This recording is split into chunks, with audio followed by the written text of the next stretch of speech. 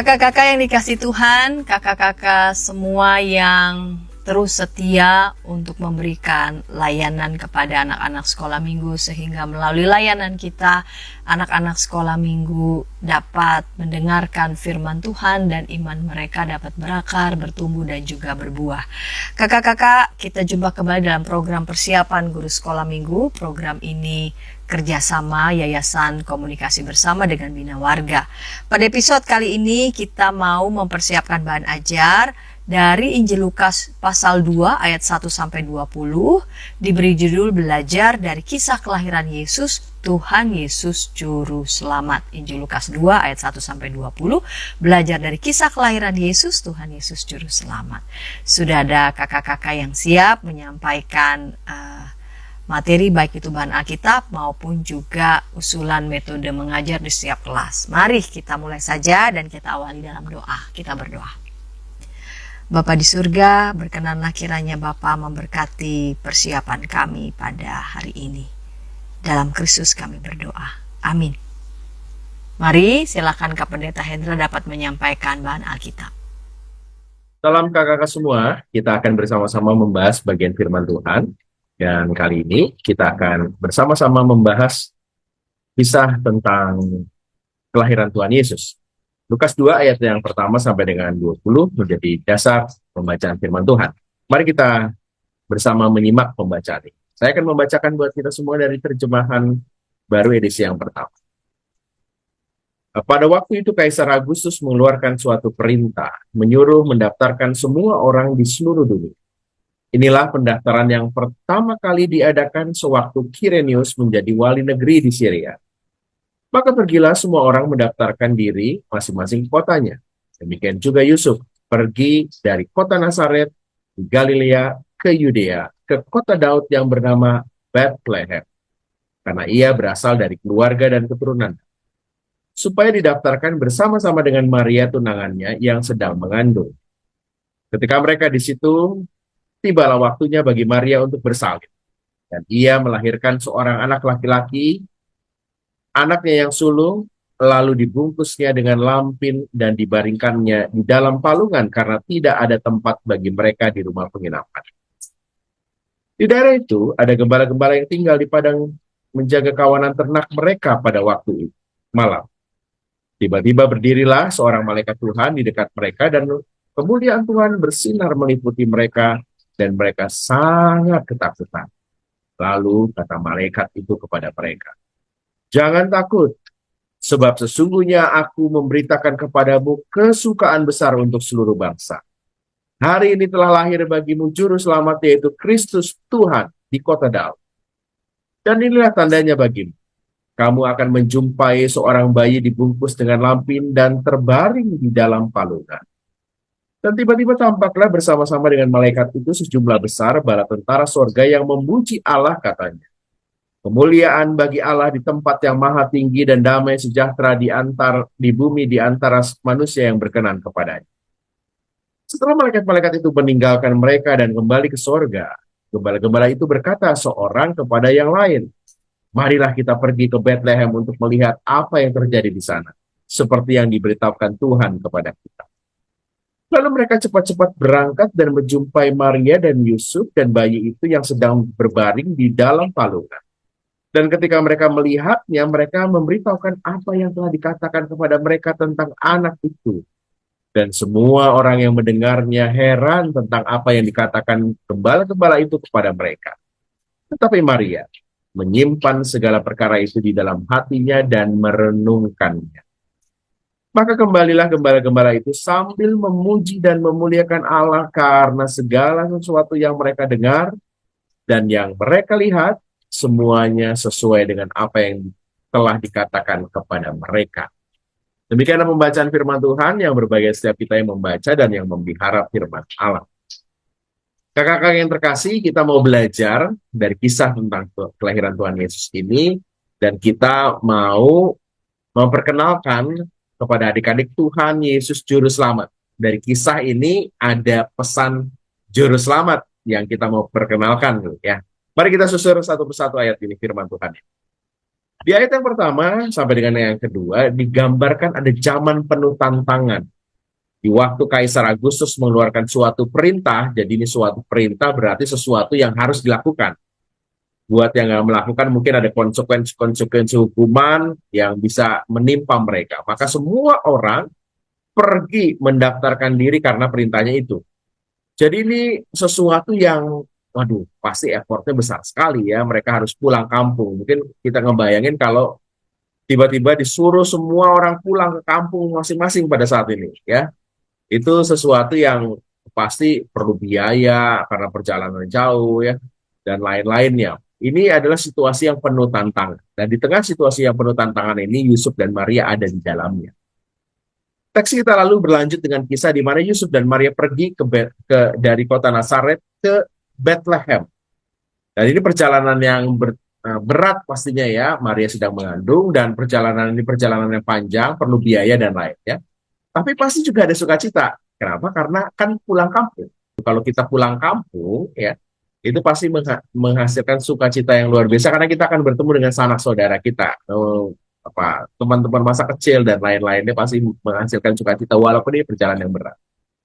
Kembalinya Yusuf dan Maria ke Bethlehem untuk menggenapi apa yang sesungguhnya Mika sudah nubuatkan bahwa hai engkau Bethlehem Efrata, hai yang terkecil di antara kaum Yehuda, daripada mula akan bangkit bagiku seorang yang memerintah Israel, yang permulaannya sudah sejak purbakala, sejak dahulu kala. Jadi apa yang dilakukan oleh Kaisar Agustus, lalu diresponnya oleh Yusuf dan juga Maria pulang ke Bethlehem, itu menjadi satu rangkaian yang membuat nubuat tentang Mesias itu tergenapi, lahir di Bethlehem. Dan ini proses yang luar biasa sih. Melibatkan Agustus, kaisar yang besar, ada Yusuf, ada banyak hal, dan akhirnya Mesias lahir di Bethlehem. Jadi sebuah penggenapan dari apa-apa yang dinubuatkan. Nah, kisah kelahiran Maria lalu terjadi, dan di kisah itu disebutkan nggak ada tempat di rumah penginapan. Kalau kita membayangkan mungkin kalau ini terjadi di sebuah kota kecil Bethlehem, karena di Mika disebutkan ini kota yang kecil ya begitu, kita akan terlalu susah untuk menangkap bahwa rumah penginapan itu adalah seperti hotel begitu ya. Nah ini yang menjadi catatan penting ya. Kalau kita ke kampung begitu ya nggak ada hotel ya, nggak ada Oyo, nggak ada apa, mungkin Airbnb gitu, nggak ada ya. Paling zaman itu ya.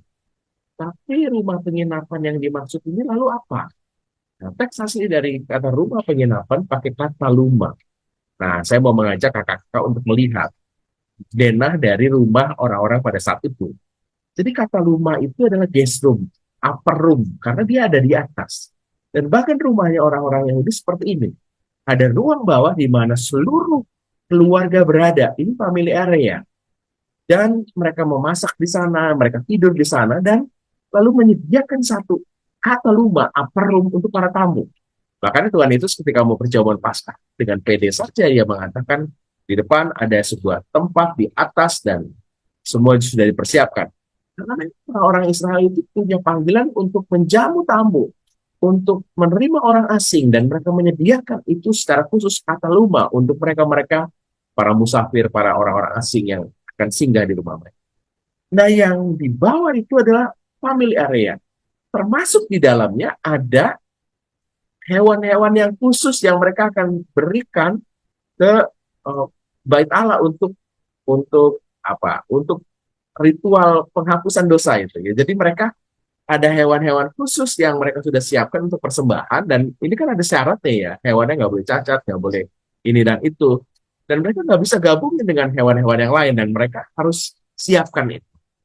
Nah, jadi kalau kita membayangkan tidak ada di rumah penginapan, berarti ada di atasnya itu nggak ada ya. Di Katoluma udah penuh. Dan mungkin saja Yusuf lalu diterima di rumah ini, di tengah keluarga. Jadi kalau kita melihat di situasi kita ini, kalau di rumah keluarga, ya mungkin saja terjadi karena Yusuf pulang ke Bethlehem, kampung halamannya. Pasti banyak keluarga yang kenal Yusuf. Tidak mungkin ditolak Yusuf di sana karena banyak keluarga di sana. Jadi ini adalah sesuatu yang menggambarkan bahwa kisah Natal ini bukan soal kisah penolakan Tuhan Yesus, Tapi justru ini kisah penerimaan. Pendeta Yosadi Prasetya membahas dengan apik soal ini kan, soal kata lumai. Jadi kita bisa melihat bahwa sesungguhnya Tuhan juga diterima dalam kehangatan keluarga kehadirannya. Nah, ini bisa menjadi satu hal yang eh, mengkoneksikan antara pulangnya Yusuf ke Bethlehem, ke kampung asalnya, dan di sana ada keluarga keturunan Daud, keluarganya Yusuf, dan lalu tentunya mereka akan mendapatkan tempat yang nyaman untuk bisa lahir Mesias itu, untuk Maria bersalin, dan itu menjadi tempat yang ternyata proses perintah Kaisar Agustus itu membuat proses persalinan hadirnya juru selamat itu menjadi nyata. Jadi menjadi juga lebih mudah untuk Maria dan Yusuf karena di tengah-tengah keluarga. Ini luar biasa. Menurut saya Tuhan mengatur segala sesuatunya sehingga akhirnya kehadiran, kelahiran Mesias terjadi dengan baik sekali. Nah, lalu apa koneksi dengan Tuhan Juru Selamat dalam kisah ini? Nah, ini yang menjadi penting. Mari kita melihat kisah selanjutnya disebutkan di daerah itu ada gembala-gembala yang tinggal di padang menjaga kawanan ternak. Ingat, ini ada di Bethlehem. Nah, ini ada yang menarik kakak-kakak. Ladang penggembalaan di dekat Bethlehem itu adalah ladang yang khusus spesial. Nah, ladang yang khusus dan spesial ini kenapa? Karena Bethlehem nggak jauh dari Yerusalem, sehingga tempat itu menjadi tempat di mana banyak hewan-hewan terbaik, hewan-hewan yang sudah dipersiapkan keluarga-keluarga ini dipersembahkan, lalu disiapkan para imam-imam sebelum membawanya ke bait Allah, mereka akan mengembalakan ternak-ternak hewan-hewan calon kurban itu ada di sana. Jadi ini nih tempat yang sangat khusus. Gembala-gembalanya bukan gembala sembarangan. Gembala yang dipercayakan untuk menjaga para hewan-hewan calon persembahan penghapusan dosa ke bait Allah ini. Itu spesial sekali. Jadi gembala-gembala bukan sembarang gembala-gembala, kakak-kakaknya. Dan lalu disebutkan di daerah itu dan gembala-gembala ini membawa kita pada sebuah nubuatan di dalam Mika yang lain. Disebutkan, hai engkau, hai menara kawanan domba, hai bukit putri Sion, kepadamu akan datang dan akan kembali pemerintahan yang dahulu, kerajaan atas putri Yerusalem. Nah, menara kawanan domba itu pakai kata aslinya adalah Migdal Eder. Migdal Eder adalah sebuah menara yang dibangun untuk menjadi sebuah tempat mengawasi domba-domba yang spesial. Nah, di sana juga akan tersedia seluruh alat-alat atau keperluan-keperluan untuk menjaga domba yang akan segera dibawa untuk persembahan itu tidak bercacat. Mereka akan dibungkus dengan kain lampin juga di sana. Jadi di menara ini ada sebuah tempat di mana hewan-hewan terbaik yang sudah disiapkan dan bahkan dibungkus oleh kain lapin untuk nanti dibawa persembahan. Jadi mereka nggak ada di padang ladang, di padang gembalaan, tapi sudah disiapkan.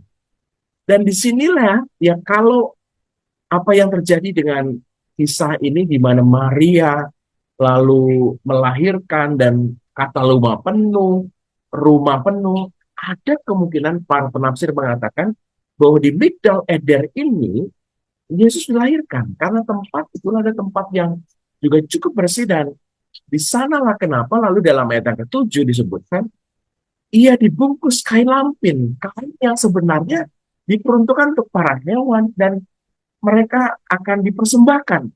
Jadi ketika Yesus dibungkus kain lampin, sesungguhnya ini mau menggambarkan bahwa Yesus lahir dan dia datang untuk menjadi persembahan penghapusan dosa. Jadi Yesus lahir menegaskan ia adalah Mesias, sang juru selamat itu. Ia adalah Tuhan, sang juru selamat itu. Maka ketika malaikat Tuhan mengatakan kepada para gembala bahwa ini tandanya, ada seorang bayi di palungan yang dibungkus kain lampin. Secara mudah mereka para gembala langsung tahu. Mereka lalu bersepakat satu dengan yang lain. Di ayat yang ke-15, setelah malaikat itu meninggalkan mereka, marilah kita pergi ke Bethlehem, ke tempat di mana Migdal Eder, menara kawanan domba itu berada, dan mereka secara mudah menemukan bayi yang dibungkus kain lampin yang ada di palungan. Jadi ini kisah Natal yang menegaskan bahwa Yesus lahir dibungkus kain lampin, bahwa dia adalah sesungguhnya adalah calon korban penghapusan dosa. Ini menegaskan bahwa dia Mesias sang juru selamat itu. Dan kita melihat bahwa lalu para gembala ini memberitahukan apa yang telah mereka dengar, perkataan dari malaikat-malaikat Tuhan itu, dan mereka menjadi gembira sekali, dan kisah-kisah ditutup dengan mereka kembali sambil memuji dan memuliakan Allah. Kakak-kakak, kisah kita ini mengajarkan 3 hal. Pertama, bahwa nubuatan kelahiran Mesias digenapi dalam kelahiran Tuhan Yesus. Nubuatan tentang Bethlehem, tentang Migdal Eder, tentang keturunan Daud, semua digenapi dalam proses kelahiran Tuhan Yesus. Dan kelahiran Yesus menegaskan bahwa Yesus adalah juru selamat, penebus dosa. Dia dibungkus kain lampin. Dia menegaskan dia siap datang untuk menebus dosanya. Dan kelahiran Yesus memberi sukacita pada orang-orang yang tersingkirkan, kepada Yusuf dan Maria yang tersingkirkan karena perintah dari Kaisar Agustus. Para gembala-gembala yang mungkin tidak diperhitungkan, mereka menjadi sangat bersukacita.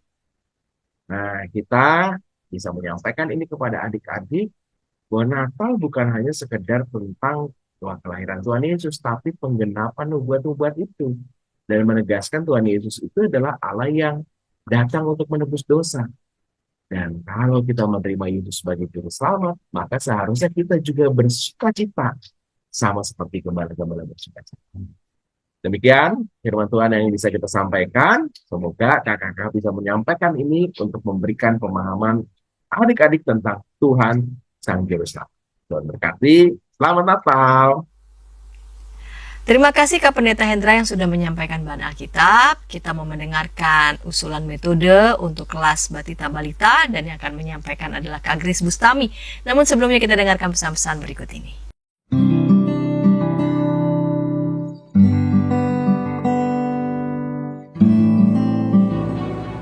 Hi folks, this is Daily Spirit for Youth, a daily devotional that helps you grow closer to God and apply His Word to your life. Daily Spirit for Youth dapat Anda saksikan hari Senin sampai Sabtu pukul 4.30 waktu Indonesia Barat di channel YKB TV.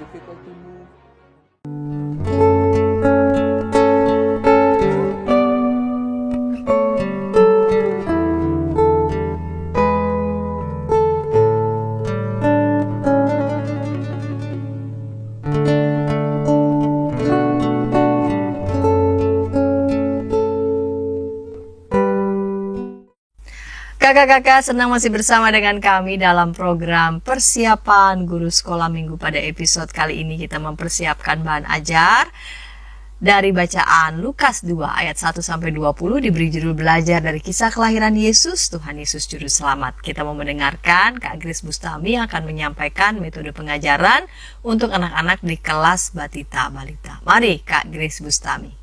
Terima kasih Kak. Halo kakak-kakak. Kita mau persiapan untuk kelas Batita dan Balita ya. Untuk bahan ajar belajar dari kisah kelahiran Tuhan Yesus Juru Selamat. Bacaannya memang harus kakak-kakak baca dari Lukas 2 ayat 1-20. Tetapi untuk anak-anak kita hanya akan membaca ayatnya yang ke-11 saja. Ya, saya mah nggak pandai yang gimana-gimana gitu ya. Jadi saya langsung kasih tahu tujuan dan urutannya aja ya. Nanti kakak-kakak silahkan menyesuaikan dengan gaya, dengan kreativitas kakak-kakak sendiri. Oke, kita mulai ya. Tujuan kita untuk bahan ajar ini adalah yang pertama, anak sekolah minggu dapat menyebutkan ya. Mereka dapat menyebutkan arti dari juru selamat.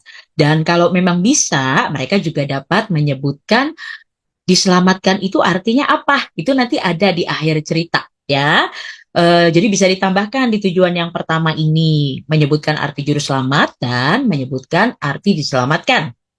Lalu yang kedua, anak sekolah minggu dapat menceritakan kisah kelahiran Tuhan Yesus kepada anggota keluarga. Nanti kakak-kakak mendorong anak-anak untuk menceritakan kisah ini ketika kumpul-kumpul keluarga atau waktu mereka merayakan Natal gitu ya.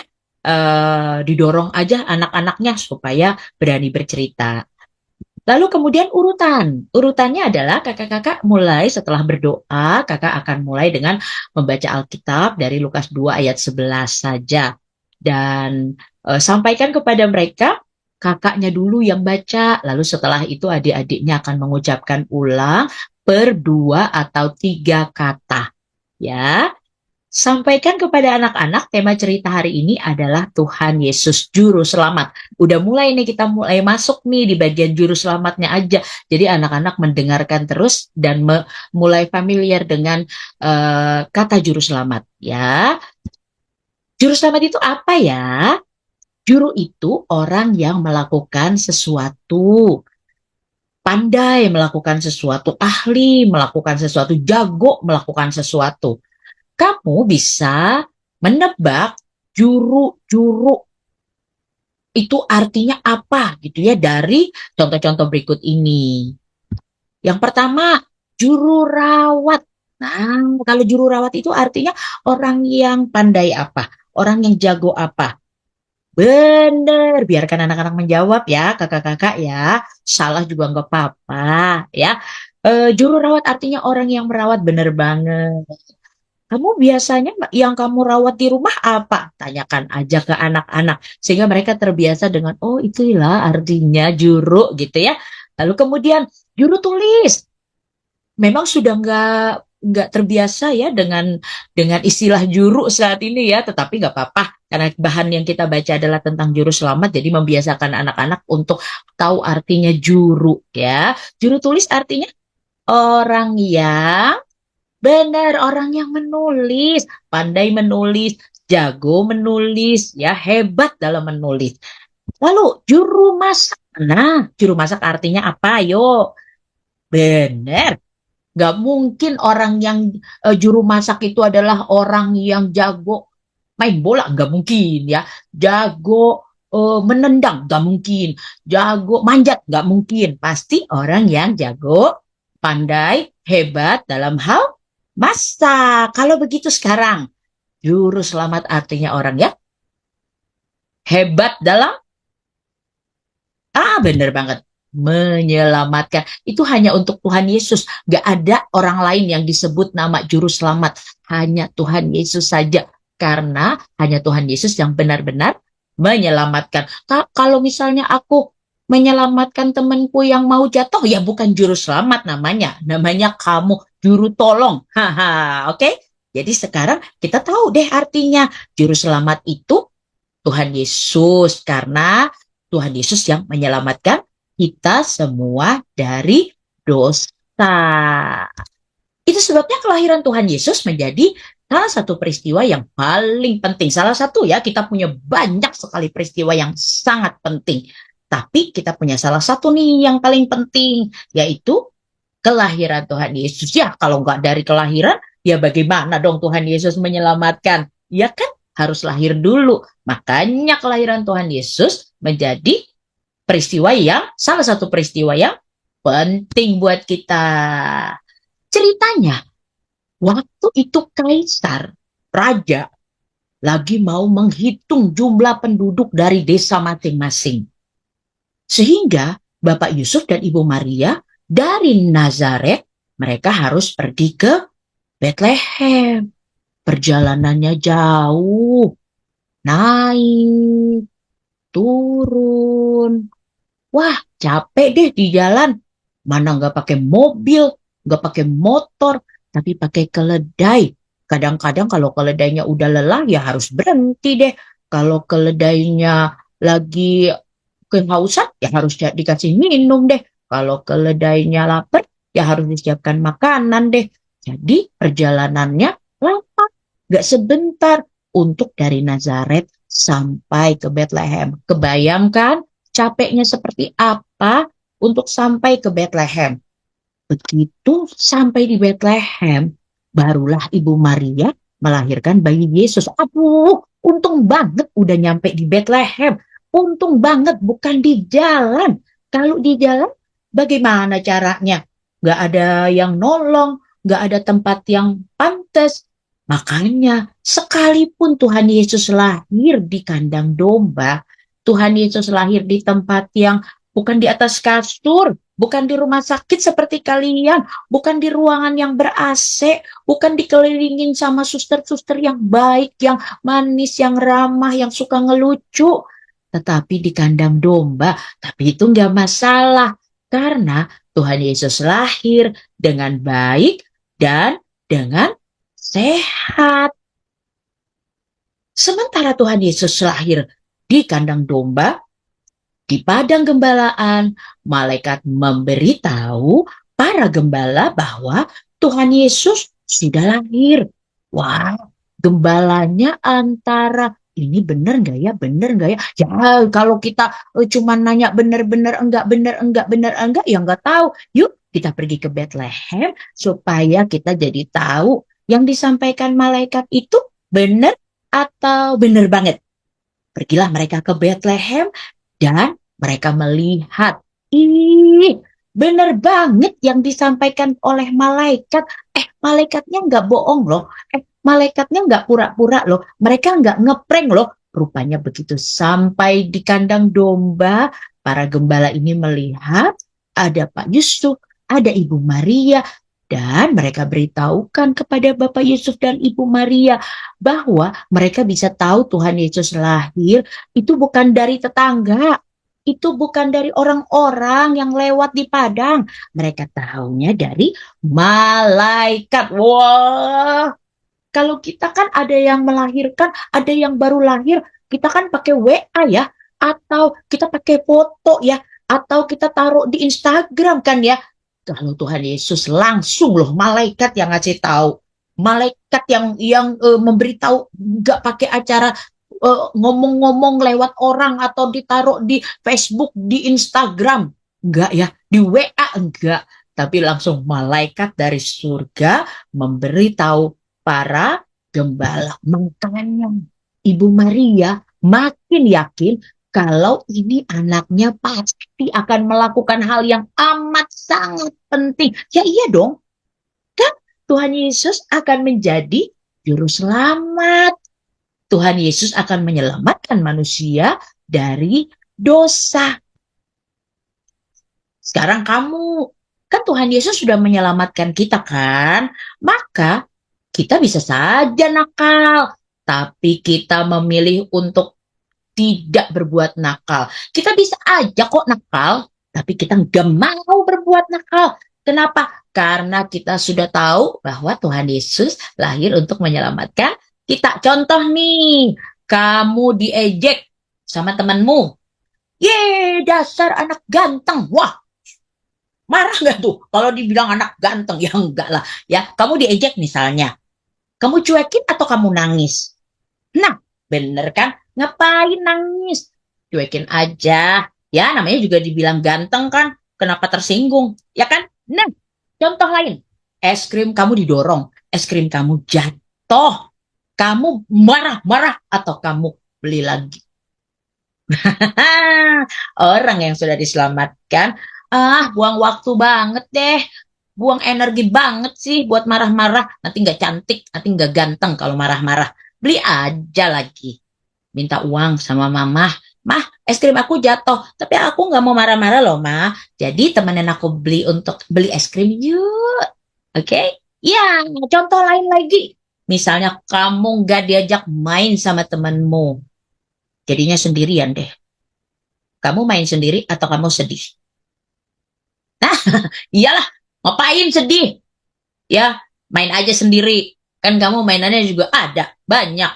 Ya, bikin crafting kek, main blok kek, ngapain kek, gunting-gunting kek, nempel-nempel kek. Gak usah sedih ya sayang.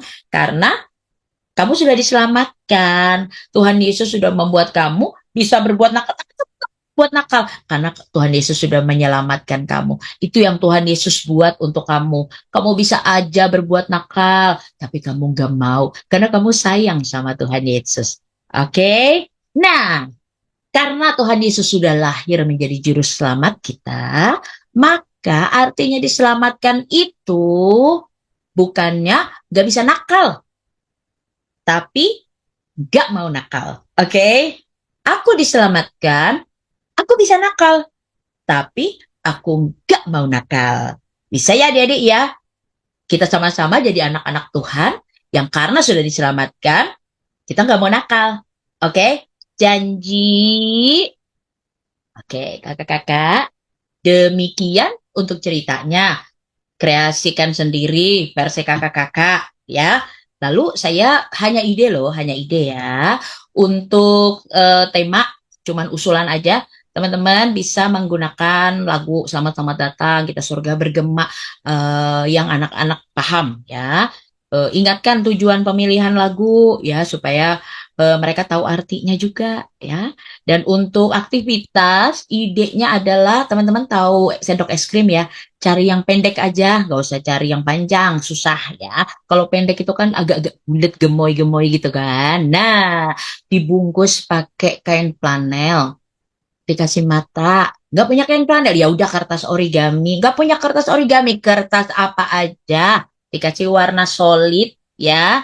Lalu kemudian dikasih mata, hidung gitu ya, mulut. Jangan dipitain orang cowok ya. Kemudian kalau punya kertas doile ya, doile paper. Atau kalau misalnya teman-teman nggak punya kertas ini, kertas apa aja di lingker-lingkerin gitu ya, dibikin bulat kertasnya ya, lingkaran maksudnya, dibikin lingkaran, dihiasin atau diapain aja deh ya, tambahkan tali atau pita, taruh di pohon Natal. Kasih tahu anak-anak itu menjadi pengingat Tuhan Yesus lahir sebagai juru selamat. Demikian ya teman-teman ya. Saya sampaikan selamat mempersiapkan diri dengan baik ya kakak-kakak. Tuhan Yesus memampukan. Selamat Natal juga. Terima kasih Kak Grace Bustami yang sudah menyampaikan usulan metode pengajaran untuk anak-anak di kelas Batita Balita. Sekarang kita mau mendengarkan usulan metode untuk anak-anak di kelas kecil dan akan menyampaikannya adalah Kak Mega Tamba. Namun sebelumnya kita dengarkan pesan-pesan berikut ini. Dari kungkungan malam gelap, Nyanyikanlah nyanyian baru setiap hari Rabu pukul 12 waktu Indonesia Barat. Dapat Anda nikmati di channel Lagu Rohani YKB TV. Kakak-kakak, senang masih bersama dengan kami dalam program persiapan guru sekolah minggu. Kita hendak mempersiapkan bahan ajar dari Injil Lukas 2 ayat 1 sampai 20 dengan judul belajar dari kisah kelahiran Yesus, Tuhan Yesus Juru Selamat. Bau-baunya udah mau Natal ya kakak-kakak ya. Bacaannya pun diambil dari Injil Lukas 2 ayat 1 sampai 20. Dan kita mau mendengarkan usulan metode di kelas kecil dan yang akan menyampaikannya adalah Kak Mega Tamba. Mari Kak Mega Tamba. Hai kakak-kakak guru sekolah minggu, apa kabarnya? Kiranya kita semua sehat dan bersukacita selalu di dalam Tuhan. Saya mau mengajak kita semua untuk belajar bagaimana menyampaikan firman Tuhan kepada adik-adik kelas kecil dengan tema Tuhan Yesus Juru Selamat. Mereka akan belajar dari kisah kelahiran Yesus melalui bacaan Alkitab terambil dalam Injil Lukas pasal 2 ayat 1 sampai dengan 20. Tujuan pembelajaran yang adik-adik dapatkan ada dua hal. Yang pertama adalah anak-anak mengetahui bahwa Tuhan Yesus sebagai juru selamat. Lalu yang kedua, anak-anak harus percaya bahwa Tuhan itu adalah juru selamat. Aktivitas mengajarnya, kakak-kakak bisa menggunakan dengan cara dua. Yang pertama, drama. Dan yang kedua, menceritakan melalui kertas. Kita akan bahas dulu drama. Nah, kakak-kakak menyediakan bayi Yesus dengan menggunakan boneka. Lalu boneka ini nanti ditempatkan di dalam kotak kardus bekas. Ya mungkin kakak-kakak di dalam kotak kardus itu bisa menyediakan kapas putih. Gitu ya. Nah, baru nanti kakak-kakak meminta SM untuk berperan menjadi Yusuf dan Maria. Nah, Sebelum drama ini mulai, kakak-kakak harus membuat naskah singkat yang nanti ASM ini yang berperan menjadi Yusuf atau Maria bisa sambil membaca kertas itu. Setelah mereka memainkan drama, nah kakak baru menanyakan kepada mereka apa yang mereka pelajari dari drama tersebut. Nah, setelah mereka menanggapi pertanyaan itu, kakak baru menceritakan secara singkat kelahiran Yesus itu bagaimana sih. Nah, baru eh, kakak akan memasuki ayat hafalan dan sebagainya. Nah, lalu aktivitas mengajar yang kedua adalah kakak menggunakan cerita melalui kertas. Jikalau anak sekolah minggu kakak banyak, mungkin kakak membuat kelompok dan di dalam kelompok itu bisa menentukan ketuanya siapa. Baru nanti kakak bercerita sambil memberikan pertanyaan kepada mereka dan ketua kelompok yang akan menjawab pertanyaannya. Nah, saya akan memberikan contoh dengan menceritakan melalui kertas seperti apa. Nah, di sini ada kertas. Ya, ada kertas. Nah, kakak-kakak bisa mengatakan kepada mereka bahwa kertas ini adalah perencanaan manusia, impian manusia, keinginan manusia. Sebagai contoh, adik-adik, kakak punya cerita nih di balik kertas ini. Ada seorang anak yang bernama Budi, dia ingin sekali punya cita-cita menjadi supir kapal laut. Nah, coba di dalam kelompok kira-kira supir kapal laut itu disebut apa ya cita-citanya? Berikan waktu kepada mereka mungkin sekitar 30 detik. Benar, si Budi ini pengen menjadi nakoda atau kapten yang mengendarai kapal laut. Lalu dia mengendarai lah kapal laut ini. Tapi dia pikir-pikir lagi, kayaknya sangat membosankan ya kalau dia kerjanya hanya di kapal laut. Lalu dia berpindah, menarik kalau aku kerjanya yang ngurus-ngurusin bangunan. Nah, pertanyaannya siapa atau profesi apa yang kerjanya bangunan? Benar sekali. Jadi insinyur, bisa jadi kontraktor, bisa gitu ya. Tapi dia mikir-mikir juga, kayaknya kalau jadi kontraktor, terus tadi jadi nakoda atau kapten laut, kayaknya bosan ya gitu. Enaknya di udara kali ya, di udara. Kalau di udara namanya apa adik-adik? Ya, betul. Pesawat. Nah, kakak-kakak bisa membuat pesawatnya seperti ini. Pesawat. Nah, pesawat itu profesinya apa adik-adik? Betul sekali, pilot. Siapa yang di sini bercita-cita menjadi pilot? Nah, adik-adik, dari sekian banyak cita-cita yang diinginkan oleh Pak Budi, dia lupa satu hal, bahwa impian dia memerlukan seseorang untuk nolongin dia menggapai impiannya. Siapakah dia? Ada di dalam kertas ini. Jadi ternyata si Budi mengkoyakkan kertas dibagi dua ya kakak-kakak. dari ujung sini sampai ujung sana. Dan kakak ambil yang ukuran besar. Dan isinya adalah ternyata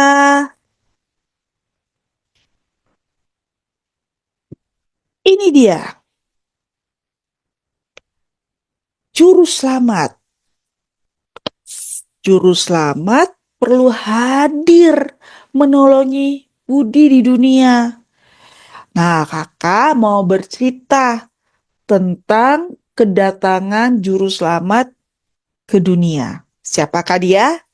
Betul, Tuhan Yesus lahir ke dunia. Baru kakak-kakak bercerita secara singkat tentang kelahiran Tuhan Yesus. Kita lanjut ya kakak-kakak. Jadi kakak-kakak bisa menggunakan dua cara. Sebentar. Kakak bisa menggunakan dua cara mengajar, bisa menggunakan drama atau menceritakan melalui kertas. Ya. Nah, setelah kakak bercerita tentang kelahiran Tuhan Yesus, baru kakak harus menanyakan kepada mereka apa yang mereka pelajari dari cerita kelahiran Tuhan Yesus, supaya mereka mendapatkan sesuatu pembelajaran yang bisa diterapkan dalam kehidupan mereka sehari-hari.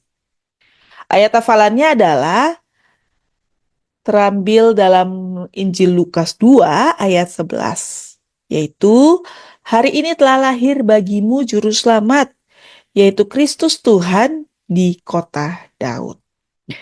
Nah, untuk lagu-lagu yang bisa saya berikan rekomendasi ada 3. Yang pertama adalah Dia Lahir Untuk Kami. Lalu kakak bisa menggunakan Kidung Ceria nomor 47, yaitu Hai Kota Mungil Bethlehem. Atau kakak bisa menggunakan Kidung Ceria nomor 54, yaitu Gita Sorga Bergema. Saya sudah menaruh link YouTube, mungkin kakak bisa melihat lagunya seperti apa. Kira-kira begitu kakak-kakak. Terima kasih untuk belajar bersama-sama firman Tuhan, aktivitas kelas kecil. Semoga ini bermanfaat untuk kakak-kakak mengajar. Tuhan memberkati pelayanan kita semua. Terima kasih Kak Mega Tamba yang sudah menyampaikan usulan metode untuk anak-anak di kelas kecil. Sekarang kita mau mendengarkan usulan metode untuk anak-anak di kelas besar. Dan yang akan menyampaikannya adalah Kak Melben Nainupu. Namun sebelumnya kita dengarkan pesan-pesan berikut ini. Dari kungkungan malam gelap. Nyanyikanlah nyanyian baru setiap hari Rabu pukul 12 waktu Indonesia Barat. Dapat Anda nikmati di channel Lagu Rohani YKB TV.